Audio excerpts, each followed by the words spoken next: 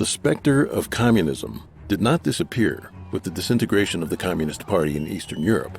The collapse of the communist regimes in the Soviet Union and Eastern Europe marked the end of a half-century-long Cold War between the capitalist and communist camps in the East and West. Many were thus optimistic, holding the belief that communism had become a relic of the past. The sad truth, however, is that a stealthily transformed communist ideology has instead taken hold and entrenched itself around the world. There are the outright communist regimes like China, North Korea, Cuba, and Vietnam. There are the former Soviet Union and Eastern European countries, where communist ideology and customs still exert a significant influence.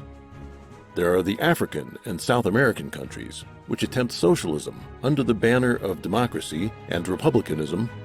And then there are the nations of Europe and North America, whose body politics have become hosts to communist influences without people even realizing it. Communism breeds war, famine, slaughter, and tyranny. These in themselves are terrifying enough, but the damage dealt by communism goes far beyond this. It has become increasingly clear to many that, unlike any other system in history, what communism declares war on is humanity itself, including human values and human dignity. Over the course of a century, communism established massive dictatorships in the Soviet Union and China. It caused more than 100 million unnatural deaths. It enslaved billions, and it brought the world to the brink of nuclear war and thus destruction. Yet more important is its deliberate and widespread destruction of the family, its instigation of social disorder, and its attack on morality, all of which are ruinous to the foundations of civilization. What, then, is the nature of communism? What is its objective? Why does it take mankind as its enemy? How can we escape it? 1. Communism is a devil bent on the destruction of humanity. The Communist Manifesto begins, quote, "A specter is haunting Europe, the specter of communism." The use of the term specter was not a whim of Karl Marx. The preface of this book argues that communism should not be understood as being an ideological movement, a political doctrine, or a failed attempt at a new way of ordering human affairs. Instead, it should be understood as being a devil, an evil specter forged by hate, degeneracy, and other elemental forces in the universe. The communist specter took the form of a serpent, then that of a red dragon, and it keeps company with Satan, who hates God, and exploits low-level beings and demons to wreak havoc on man. The goal of the specter is to ruin humanity, and while the divine offers salvation to humanity, communism tells man not to believe, attacks human morality so as to renounce tradition, and causes man not to heed God's instruction, and ultimately to be destroyed. Following the Cold War, the poison of communism not only continued to harm former communist countries, but also spread throughout the world. The ideological infiltration of communism has led the specter to influence human society on a global scale, and many people even think that the dark wishes of communism are their own. With this, people lose their ability to judge right from wrong, to differentiate good from evil. This, a devil's conspiracy, was almost carried out. Thus, even as the specter congratulated itself, delighted with its sinister victory, most people thought that it had been destroyed. There's nothing more dangerous than mankind being on the verge of destruction, yet ignorantly celebrating its triumph. 2. The devil's ways and means. Man was created by God, and the compassion of gods has long protected man. This the devil knew, and so it set about severing this connection to corrupt man, so that gods would no longer take care of him. The devil's approach has been to subvert the culture given to mankind by gods, corrupt human morality, and thus warp man and make him unworthy of salvation. The turbulence of Europe, beginning in the 18th century, and the attendant moral decline gave the devil an opportunity. It set about subverting, step by step, the criteria of discernment between good and evil. It promoted atheism, materialism, Darwinism, and the philosophy of struggle. The devil chose Marx as its envoy among men. Marx's Communist Manifesto of 1848 advocated the violent destruction of private enterprise, social classes, nations, religions, and the family. The Paris Commune of 1871 was its first attempt at seizing power. His followers argue that political power is the central question of Marxian political science. This is both true and not true. Being clear about the ultimate aims of communism means we can recognize that political power is both important and unimportant to the communist project. It is important in that access to political power allows a rapid means of the widespread corruption of humanity. With the levers of power, communists can promote their ideology with violence and eradicate a traditional culture in mere decades or years. Yet it is also unimportant in that even without the apparatus of the state, the devil has other means of exploiting the weaknesses and shortcomings of man. To deceive, co-opt, coerce, confuse, and so overturn traditional thought, subvert order, create upheaval, and to divide and conquer with the objective of gaining global control. 3. Communism is the ideology of the devil. At the core of the evil specter is atheism and materialism, a confluence of elements from German philosophy, French social revolution, and British political economy assembled as a secular religion meant to replace the position previously occupied by God and orthodox beliefs. Communism turns the world into its church, bringing all aspects of social life under its purview. The devil chose Marx and others as its agents to oppose and destroy the principles laid down by God for human society. It promotes class struggle and the abolition of established social structures. In the East, it launched a violent revolution and established a totalitarian state that united politics and secular religion. In the West, it undertakes progressive, nonviolent communism through high levels of taxation and wealth redistribution. On a worldwide scale, it seeks to spread communist ideology to political systems everywhere, with the goal of undermining nation-states and establishing a global ruling body. This is the, quote, paradise on earth promised in communism, a supposed collective society without class, nations, or government, based on the principles of, quote, from each according to his ability and to each according to his need. In the Communist Manifesto, Marx proclaimed, quote, the communist revolution is the most radical rupture with traditional property relations. No wonder that its development involves the most radical rupture with traditional ideas. Thus, Marx himself accurately summarized the practice of communism over nearly the past 2 centuries. God is the source of moral order, and God's morality is eternal and unchanging. Moral standards should never be determined by man, nor can they be changed by man's power. Communism tries to sentence morality to death, and to have the communist new man establish a new morality. Yet, while it denies real morality, communism uses negative methods to expel from human tradition all its positive factors, with the goal of having negative factors occupy the world. Traditional laws come from morality and are intended to uphold morality. Communism tries to separate morality from the law, then destroys morality by concocting bad laws and maliciously interpreting traditional ones. God calls on man to be kind. Communism agitates class struggle and advocates violence and killing. God established the family as a basic social unit. Communism believes that the family is a manifestation of the private capitalist system and threatens to eliminate it. God gives man the freedom to obtain wealth and the right to life. Communism seeks to eliminate private property, expropriate assets, raise taxes, monopolize credit and capital, and completely control economic life. God established the form that morality, government, law, society, and culture should take. Communism seeks the, quote, violent overthrow of the whole existing social structure. God transmitted to man the unique form of traditional art as a means of passing on his image.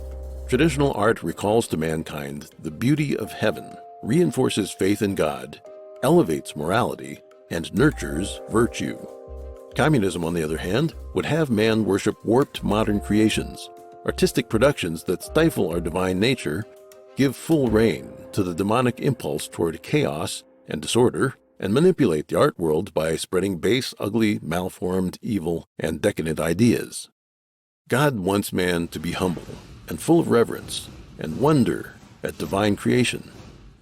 Communism connives at the demonic and arrogance in man, encouraging him to revolt against God. By amplifying the evil inherent and inescapable in human nature, it exploits the idea of freedom to encourage conduct unrestrained by morality and unfettered by a sense of duty or burden. The slogan of equality is used to stir up envy and vanity as man is tempted by fame and material interests. 4. A metaphysical understanding of the devil. The idea of the devil being referred to in this text is that of a supernatural power. Understanding the type of thing that is the specter of communism is one of the keys to understanding the chaos the devil has sown in the world. Simply put, the specter of communism is composed of hate. It draws its energy from the hatred that wells up in the human heart. The communist specter is tied to Satan. Sometimes the two are indistinguishable, thus we will not make an effort to consider them separately. The devil's arrangements are present in both the East and the West, in every profession and in every walk of life. Sometimes its power is divided, sometimes integrated. Sometimes it uses this tactic, sometimes that. It follows no simple pattern. The devil is the initiator of an unrestricted war on mankind that has turned religion, the family, politics, the economy, finance, military affairs, education, the academy, the arts, the media, entertainment, popular culture, social affairs, and international relations, all into battlefields. The dark energy of the devil can spread from one sphere, group, or movement to another.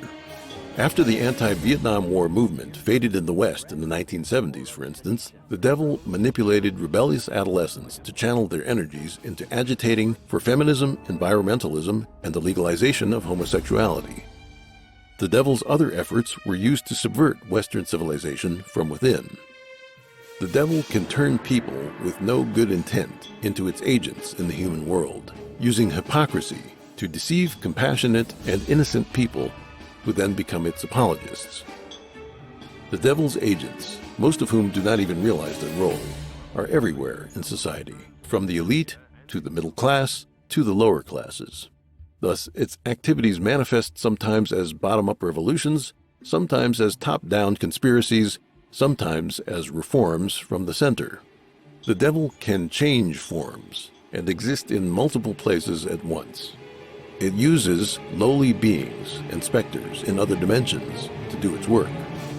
Pornography and drug addiction are tools used by the devil, and as long as a person's thought aligns with these qualities, the devil can control that person. Many times people think they are acting according to their own thoughts, but they've failed to realize they're being manipulated. 5. The devil's many faces. Just as the devil goes by many names, communism manifests in many ways. The demon uses contradictory positions to deceive. A totalitarian regime or a democracy, a planned economy or a market economy, control of the press or no restraints whatsoever on speech, opposition to homosexuality in some countries or legalization of homosexuality in other countries, wanton environmental destruction, or clamor for environmental protection, and so on. It can advocate violent revolution or embrace peaceful transition. It may manifest as a political and economic system or as an ideological trend in art and culture. It may take the form of pure idealism or cold-blooded scheming. Communist totalitarian regimes are just one of the demon's manifestations. Marxism, Leninism, and Maoism form just one aspect of the devil's fallacies. Since utopian socialism developed in the 18th century, the world has seen the emergence of numerous ideological currents. Scientific socialism, Fabian socialism, syndicalism, Christian socialism, democratic socialism, humanitarianism, eco-socialism, welfare capitalism, Marxism-Leninism, and Maoism. These ideologies are of two types: violent communism, or nonviolent communism. The infiltration and gradual erosion of the status quo are the main tactics adopted by communism's nonviolent strains. One of the devil's deceits is to make arrangements in the two opposing camps of the East and the West. As it carried out a vast invasion of the East, it also took on a new guise and stole into the West. The Fabian Society of Britain, the Social Democratic Party of Germany, the Second International of France, the Socialist Party in the United States, and many other socialist parties and organizations spread the seeds of destruction to Western Europe and North America. During the Cold War, the slaughter, concentration camps, and famines and purges in the Soviet Union and China made some Westerners count themselves lucky that they still lived in luxury and freedom. Some socialists publicly condemned the violence of the Soviet Union on humanitarian grounds, which led many to let down their guard around them. The demon of communism inhabits a variety of complex guises in the West and operates under many banners, making it almost impossible to guard against. The following schools or movements were either derived from communism or used by communism to reach its ends: liberalism, progressivism, the Frankfurt School, neo-Marxism, critical theory, the counterculture of the 1960s, the anti-war movement, sexual liberation, legalization of homosexuality, feminism, environmentalism, social justice, political correctness, Keynesian economics, avant-garde art schools, and multiculturalism. 6. Socialism as the preliminary stage of communism.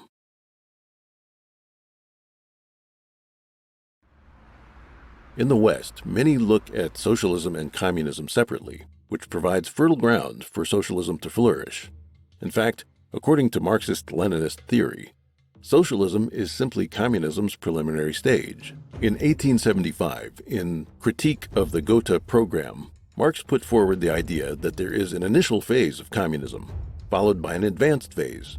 Compelled by changes in the international situation at the time, Friedrich Engels, in his later years, also proposed democratic socialism, in which votes were used to obtain political power. Democratic socialism was adopted by Social Democratic Party leaders and theorists of the Second International and led to the left-wing parties in many capitalist countries around the world today. Lenin set down clear definitions of socialism and communism. He considered socialism to be the preliminary phase of communism, and communism to be developed on the basis of socialism. Thus, it is clear that socialism has always been a part of Marxism and the international communist movement. The public ownership and planned economy of socialism is part of the initial preparation for communism. Presently, while branches of socialism or left-wing doctrines popular in the West seem superficially unrelated to communism, they're simply communism's non-violent forms. Instead of violent revolution, votes are used to gain power in the West. Instead of outright public ownership, high taxation in Western countries serves the same role.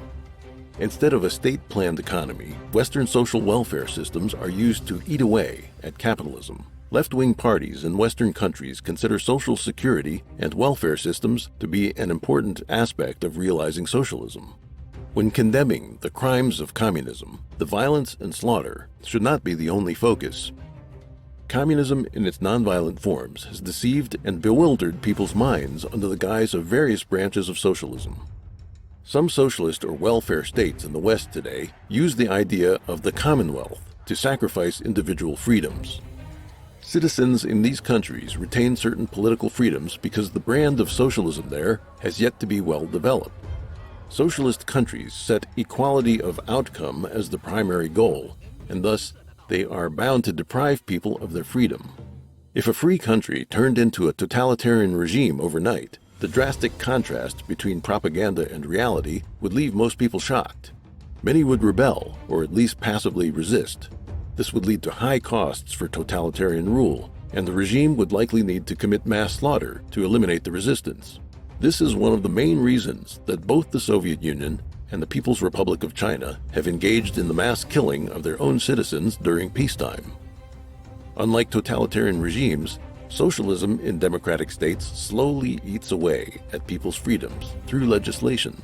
Like the metaphor of the boiling frog, the process of establishing a socialist system takes decades or generations, leaving people gradually numb, oblivious, and accustomed to socialism, all of which enhance the deceit. The essence and objective of this type of gradual socialism are no different in substance from the violent form. Socialism uses the idea of guaranteeing equal rights through legislation, while in actuality, it drags down moral values and deprives people of the freedom to incline toward goodness. It's impossible to enforce equality by suddenly elevating those at lower levels, so instead, socialism artificially restrains those at higher levels.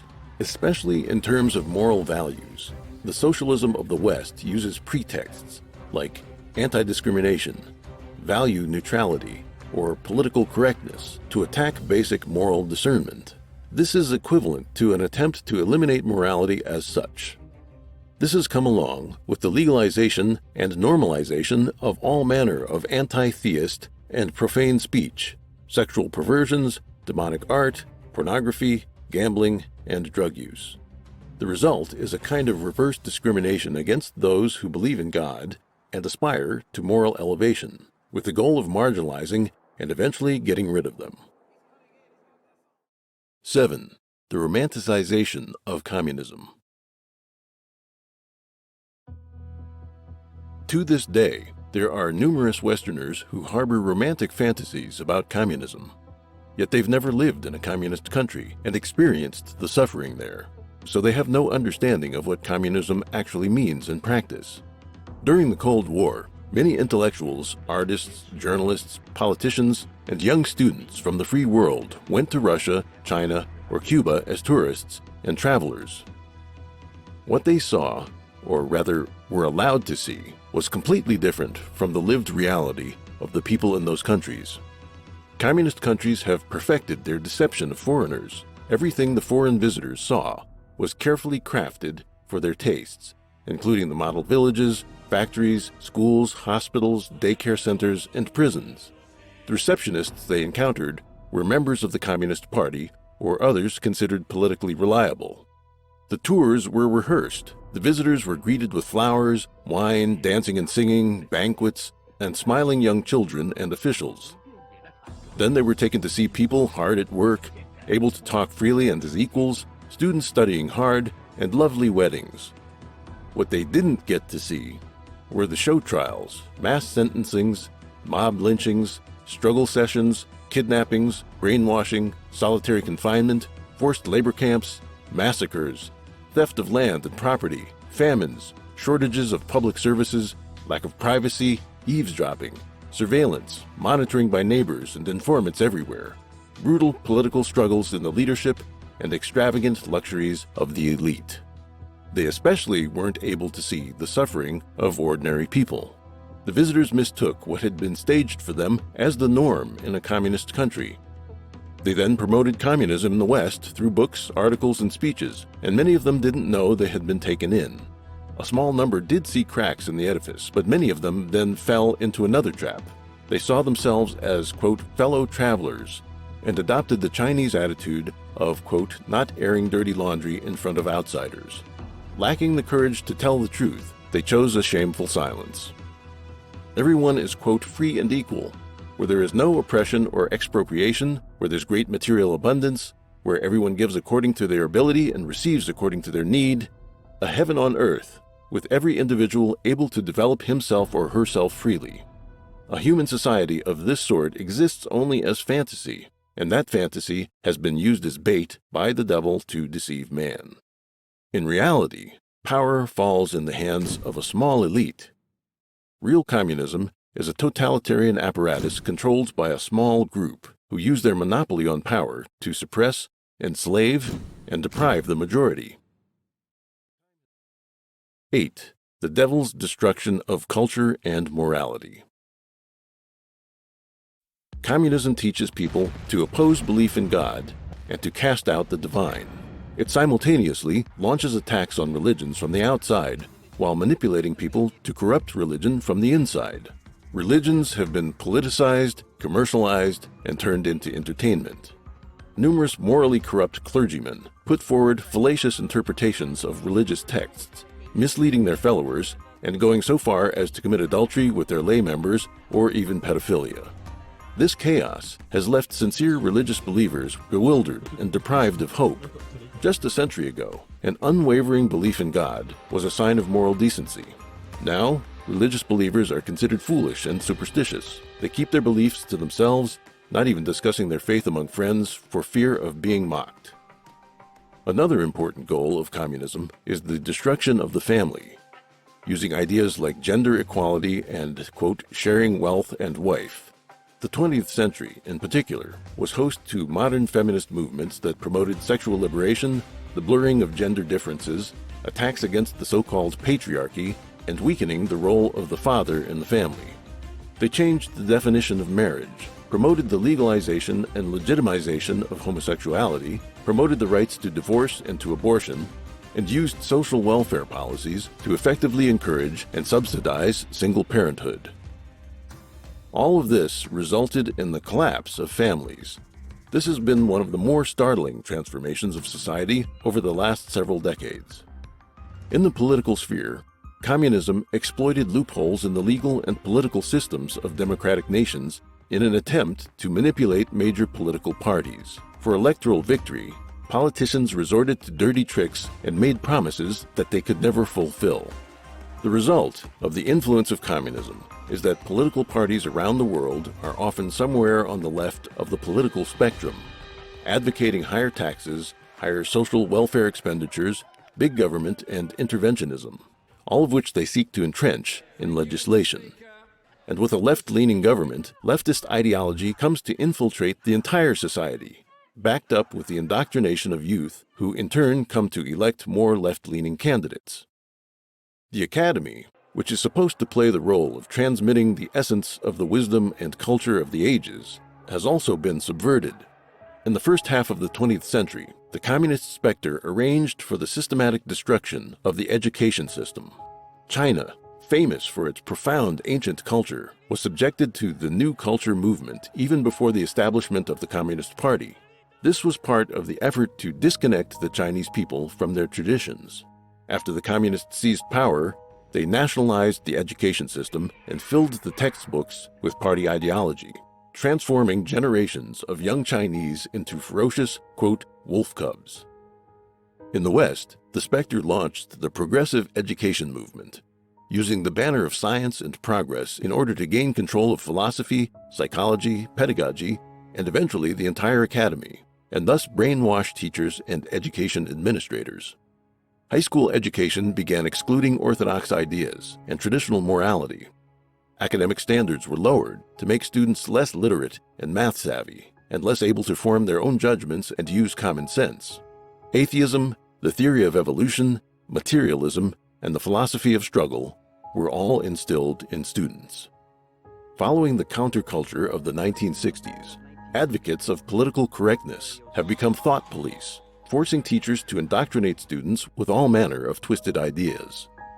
Students now graduate from school without a strong moral compass, with no foundation in their own culture, lacking common sense and a sense of responsibility, and are left to blindly follow the crowd, thus joining society's downward trend. Out in society, there is drug abuse, rising rates of crime, a media sphere full of sex and violence, an art world that treats grotesquerie as beauty, and all manner of evil cults and occult groups. Young people blindly adore film and television stars, waste their time on online games and social media, and end up dispirited and demoralized. The senseless violence of terrorism against innocents violates all moral parameters established by tradition and makes people worry desperately about the security of the world and what the future holds. 9. Return to God, restore tradition, escape the devil's plan. Human civilization was transmitted to man by gods. Chinese civilization has seen the prosperity of the Han and Tang dynasties, and Western civilization reached its peak during the Renaissance. If human beings can maintain the civilization that gods gave to them, then when gods return, man will be able to maintain a connection with them and understand the law that they teach. If humans destroy their culture and tradition, and the morality of society collapses, Then when God's return, people will fail to understand their divine teachings because their karma and sins are too great and their thinking has departed so far from the instructions of the divine. This is dangerous for mankind. Communism is a scourge of humanity. Its goal is the destruction of mankind, and its arrangements are meticulous and specific. The conspiracy has been so successful that it has almost been carried out to completion, and now the devil is ruling our world. The ancient wisdom of mankind tells us this: one righteous thought conquers 100 evils, and when a person's Buddha nature emerges, it shakes the world in 10 directions. The devil seems powerful, but it is nothing before God. If humans can maintain their sincerity, kindness, compassion, tolerance, and patience, they will be protected by God, and the devil will have no dominion over them. The mercy of the Creator is limitless, and every life has a chance to escape catastrophe. If humankind can restore tradition, elevate morality, and hear the compassionate call of the Creator and the heavenly law that provides salvation, man will be able to break through the devil's attempt at destruction, embark on the road to salvation, and move toward the future.